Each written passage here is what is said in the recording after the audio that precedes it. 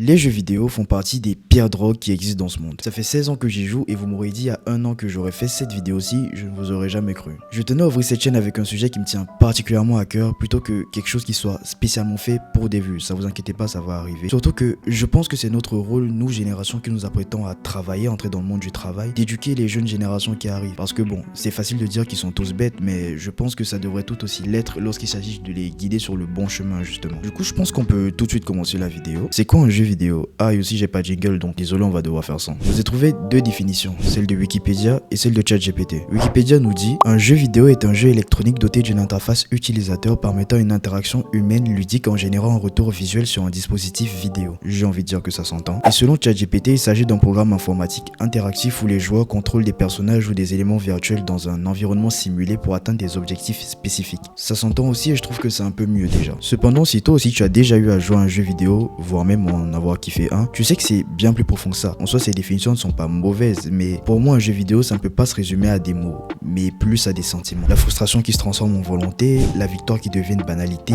la défaite et les classements qui nous rappellent que même avec un an de pur focus, il y aura toujours quelqu'un au-dessus de nous. C'est ça pour moi, un jeu vidéo. Et on aura beau dire ce qu'on veut, mais quel que soit le domaine en soi, même pas que les jeux vidéo, une définition ne pourra être réellement complète que lorsqu'il y aura apporté du vécu. Bon, maintenant qu'on en a fini avec ce côté émotion, passons tout de suite à ce que les gens reprochent aux jeux vidéo, à savoir le problème avec les jeux vidéo. Vous allez sûrement le remarquer tout au long de cette vidéo, mais je vais toujours mettre en premier plan tout ce qui est aspect technique et les études menées avant mon ressenti personnel. Et en vrai, bon, en soi, j'imagine que c'est déjà le cas vu le titre de la vidéo, mais je vous déconseille de regarder cette partie avec vos parents. Donc, commençons par le commencement en 1976 et en 1980, date de sortie des jeux Death Race et Custer's Revenge. Le premier dans son genre était quand même assez particulier. En gros, il fallait conduire une voiture et écraser des mannequins qui ressemblaient fortement à des humains. Pour ceux qui ne voient pas où est le problème, je tiens à préciser qu'on était dans les années 70. À ce moment-là, GTA V n'était pas encore sorti et forcément la violence dans les jeux vidéo, un divertissement qui venait de sortir lui, c'était pas très bien vu. Donc à l'époque, le public, les médias, etc., c'était un cataclysme médiatique. Carrément, même l'une des chaînes hyper connues de l'époque aux États-Unis, 60 minutes, en a parlé et l'a qualifié d'extrêmement pervers. Et je le rappelle, les jeux vidéo, ce n'était pas encore ce que c'est aujourd'hui. Le créateur dans tout ça, du coup, il s'est défendu en disant que c'était une forme de divertissement comme les autres et qu'il ne faut pas trop voir les mannequins comme de vrais humains. Ouais, pas top pour l'image, je vous l'accorde, moi aussi je trouve. Bon, et du côté de Custer's Revenge, du coup, croyez-moi, c'est 4 fois pire. Contrairement à Death Race, si le jeu sortait là maintenant, à 100% il se faisait ban et le créateur il finissait en prison. Ce jeu, en gros, pour la faire courte, c'est un personnage qui ressemble fortement à George Armstrong Custer, je crois que c'est ça le nom. Il doit éviter des flèches, jusque là tout va bien, pour atteindre une femme amérindienne attachée à un poteau. Ouais. Pour la V-Word. Ouais.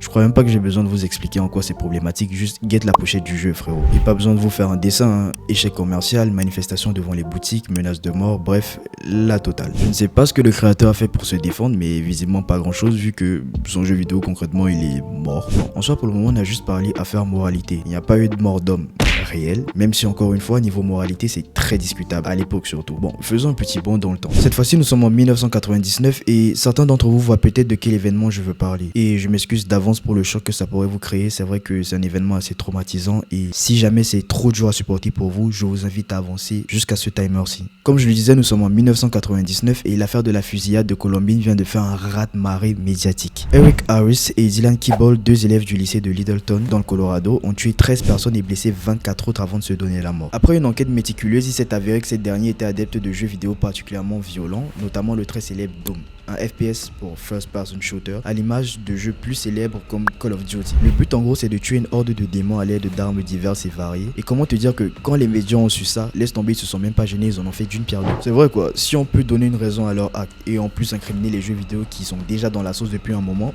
let's go. Vous vous en doutez, après cette découverte, on a repassé au peigne fin toutes leurs activités et on s'est rendu compte que dans le même jeu, Eric Harris avait eu à créer une map personnalisée, donc une carte, dont les plans ressemblaient fortement à celle de l'école qui a été victime de la fusillade. Bon, j'ai un peu du mal à croire à ce dernier point personnellement, surtout qu'il a été débunké plusieurs fois. Mais quoi qu'il en soit, ça n'a pas empêché les conséquences gargantuesques envers les jeux vidéo. Les parents, l'État, les législateurs, les éducateurs, tous ont exprimé leur mécontentement et leur peur vis-à-vis des jeux vidéo, notamment qu'ils inciteraient à la violence et à l'endoctrinement. Le sénateur des États-Unis Joe Lieberman et le militant anti-jeu Jack Thompson ont mené plusieurs campagnes afin d'interdire ces derniers. Jack Thompson qui d'ailleurs en a profité pour poursuivre en justice pas mal d'éditeurs. Bon, malgré tout, on va quand même dire que c'est des activités qui datent d'il y a 25 ans, donc ils ne sont plus forcément d'actualité, n'est-ce pas? Faisons un dernier bond dans le temps. Cette fois-ci, nous sommes en 2020, date de sortie du très attendu The Last of Us, partie 2. Le jeu en lui-même n'est pas problématique, je veux dire, il n'y a qu'à voir les ventes pour comprendre qu'on a affaire à une merveille. Cependant, là où ça commence à poser problème, c'est au niveau d'un débat sur lequel on n'a pas fini d'entendre parler, l'inclusion, particulièrement celle de la communauté LGBT. L'un des personnages principaux, Ellie, est ouvertement lesbienne et le jeu inclut une relation homosexuelle explicite, ce qui a été salué par certains et ouvertement critiqué par d'autres. Notamment en raison du fait que ces questions n'ont rien à faire là et qu'elles n'apportent rien à l'histoire et au jeu, si ce n'est le soulèvement de questions dont on n'a pas fini d'entendre parler, qui vont infiniment se poursuivre et qui de toute façon ne font même pas avancer l'histoire. Jusque là, rien de bien atroce, me direz-vous. Eh bien, je suis d'accord avec vous. Cependant, là où ça accentue le problème pour moi, c'est quand ça sort du domaine du jeu pour aller toucher à l'humain. Il faut bien comprendre que l'équipe de développement comportant notamment le réalisateur Neil Druckmann et l'actrice Laura Bailey, qui a interprété le personnage d'Abby, détesté par la plupart des fans, s'est fait démonter. Ça parle en termes de harcèlement en ligne, de menaces de mort, là venant des joueurs eux-mêmes. Je veux dire, c'est quand même hallucinant. Il y a des êtres humains qui vont jusqu'à harceler d'autres humains, jusqu'à les menacer de mort et parfois les exécuter. Avec tout ça, vous avez un beau schéma de ce que les gens reprochent à ce noble art qu'est le jeu vidéo. Et s'il n'y avait que ça, franchement, je pense que j'aurais pensé à peu de choses près quand même la même chose. Cependant, dans ce deuxième point, nous allons nous rendre compte que les jeux vidéo ne sont peut-être pas aussi coupables que les médias voudraient bien nous laisser penser. Donc, deuxième point, les jeux vidéo sont peut-être mal jugés. Alors là, laisse tomber, je vais m'en donner à cœur joie. Croyez-le ou non, mais ça me fait mal de décrédibiliser ma passion comme ça. Déjà, le premier point que j'aimerais soulever, c'est le fait que le monde a été dur avec l'association qu'il a fait entre certains événements et les jeux vidéo. Je ne vais pas m'attarder sur le cas de Death Race et de son collègue, mais j'aimerais dire que, comme n'importe quel concept, le jeu vidéo a eu besoin de prototypes. Afin d'évoluer quel que soit le domaine, il faut se heurter à des murs. Et des murs, les jeux vidéo en ont mangé. Beaucoup. Raison pour laquelle c'est mieux régulé et mieux encadré aujourd'hui. Entre les limites d'âge à travers le système PEGI, les pays qui sont de plus en plus clairs sur ce qu'ils veulent ou ne veulent pas voir dans un jeu vidéo, ainsi que les systèmes de ban bien qu'encore imparfaits, qui protègent les joueurs contre les contenus choquants, venant parfois pour la plupart d'autres jeux. Et aussi d'une certaine manière, j'ai envie de dire que l'un des principaux problèmes des produits, ce sont les consommateurs eux-mêmes. Bah oui, tu peux pas te plaindre du comportement de tes enfants si tu les laisses consommer des films déconseillés au moins de 16 ans à 10 ans, ou alors si tu leur donnes des téléphones à 12 ans avec accès à internet avec tout le contenu malsain qu'il contient. Bah j'ai envie de te dire, c'est la même chose pour les jeux vidéo. Donc au bout d'un moment, il faudrait peut-être arrêter de rejeter la faute sur les autres. Un troisième point que j'aimerais soulever et pas des moindres, c'est que le jeu vidéo crée de l'emploi. Le monde du jeu vidéo, c'est plus de 268 000 personnes employées aux États-Unis d'après Ibis World, 3 milliards de joueurs au niveau mondial et environ 282 milliards d'euros juste en 2024 d'après BDM. Étant moi-même à fond dedans, j'ai vu l'e-sport se développer. Et comment te dire que lorsque j'ai vu la Coupe du Monde Fortnite pour la première fois, je me suis dit avec tout ce que ça génère, ce sont des familles qui sont nourries, ce sont des passionnés qui vivent de leur passion et ce sont des fans que l'on fait rêver. Alors avec tout ça, va-t-on vraiment vouloir aux jeux vidéo pour ses erreurs passées? Avant d'y revenir, j'aimerais soulever un dernier point, la gamification de la vie. Je ne sais pas si vous avez remarqué, mais tout dans ce monde tend à être gamifié entre guillemets, surtout l'apprentissage. L'exemple le plus frappant pour moi, je dirais que c'est l'apprentissage d'une langue. Dans mon cas, j'utilise l'application Drops et ceux qui l'utilisent aussi voient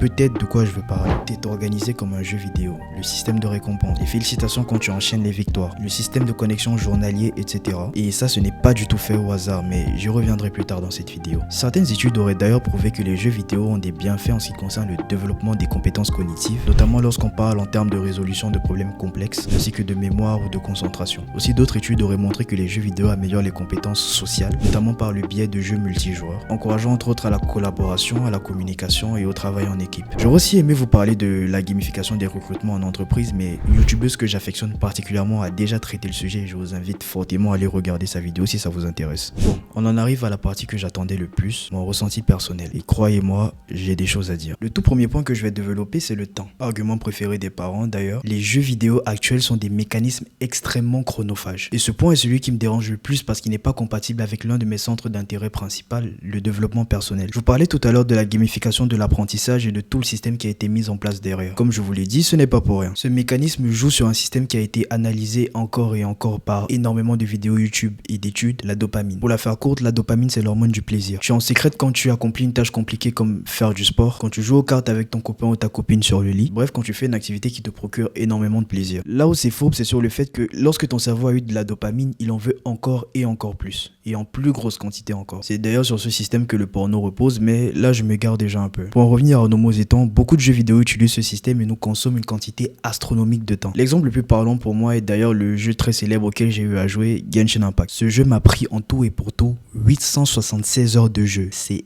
énorme. En comparaison, si vous avez envie d'apprendre une langue, c'est 726 heures, bien moins que le temps que j'ai passé sur Genshin Impact. Et comparé à d'autres jeux classiques où tu peux faire une pause d'1 an et revenir comme une bonne fleur, pour peu que tu manques un seul jour sur ce jeu, c'est une progression astronomique que tu perds. Et ça, quand on sait que la cible principale de ces jeux vidéo, ce sont des enfants et des ados qui manquent l'école et arrêtent de réviser juste pour jouer à ce jeu, à ces jeux en particulier, pour moi c'est problématique. Un autre point que j'aimerais soulever, c'est la déconnexion au monde que ça apporte. Honnêtement, les moments dans ma vie où j'ai appris le plus de choses, c'est les moments où j'étais loin des jeux vidéo. Ce monde est vaste et il y a énormément de choses à apprendre. Et je trouve ça dommage le fait que des jeunes de 15 ans passent leur temps enfermés dans leur chambre au lieu de sortir et le découvrir justement. Tant qu'à faire, n'oublions pas tout ce qui est isolement social et impact sur la productivité qui personnellement sont des points qui me touchent moi ainsi que beaucoup de personnes qui sont exposées à ça. Je compte même pas le nombre de fois où j'ai dû dire non à une sortie en famille juste parce que je voulais passer palier 100 sur Fortnite au plus vite. Même dans ma vie sentimentale, ça a eu un impact vu que c'est quelque chose que j'ai pas développé. Pendant que les autres vivaient leurs premières expériences amoureuses, moi je bandais sur une Famous et Consent, frérot. Du coup, c'est dur pour moi de rester attaché à quelqu'un vu que j'ai pas accordé assez de temps à ça. Dites-vous qu'il y avait des fois où ma copine de l'époque venait à la maison pour qu'on passe du temps ensemble et moi ce que je faisais c'est que je voulais absolument terminer la quête d'élévation de Genshin. Donc je lui disais quoi? Reste sur ton téléphone, moi je finis ça et après on code. S'il vous plaît, ne faites jamais ça. Et je vous parle même pas du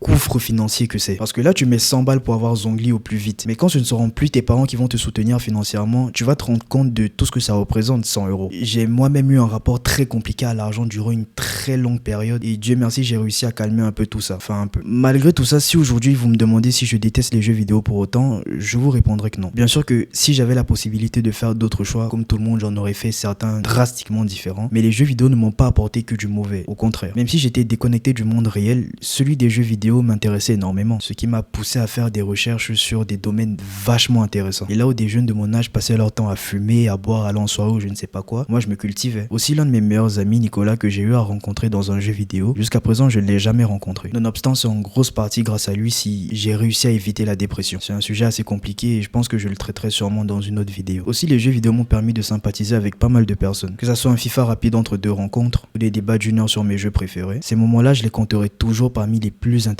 de ma vie. Et honnêtement, j'ai peur de vivre sans eux. Parce que quoi que je puisse faire, ils feront toujours partie de moi. Tous ces sentiments, ces rencontres, ces défis que je me suis lancé juste pour pouvoir un jour avoir le niveau de ceux que je regardais sur internet. Les team e-sport que j'ai créé un jour en pensant qu'un jour je deviendrais professionnel. C'est ça aussi mon histoire. Bien sûr qu'il y a encore énormément de choses à dire sur le sujet, mais la vidéo est assez longue comme ça. Et surtout, je commence à avoir faim. Donc pour la terminer, j'aimerais citer ce que Nicolas a eu à me dire à un moment. Toute chose vient avec son lot de bienfaits et de méfaits. Et les jeux vidéo n'en font pas exception. Cependant, bien utilisé, ça peut devenir un outil qui aide au développement. Et j'espère de tout cœur qu'après cette vidéo, vous comprendrez pourquoi. Surtout qu'il existe aussi beaucoup de choses qui paraissent bien au premier abord. Mais n'oubliez pas que dans toute chose, la drogue se trouve au niveau de la dose. Merci d'avoir regardé la vidéo. Prenez soin de vous et que l'infini soit avec vous. A plus.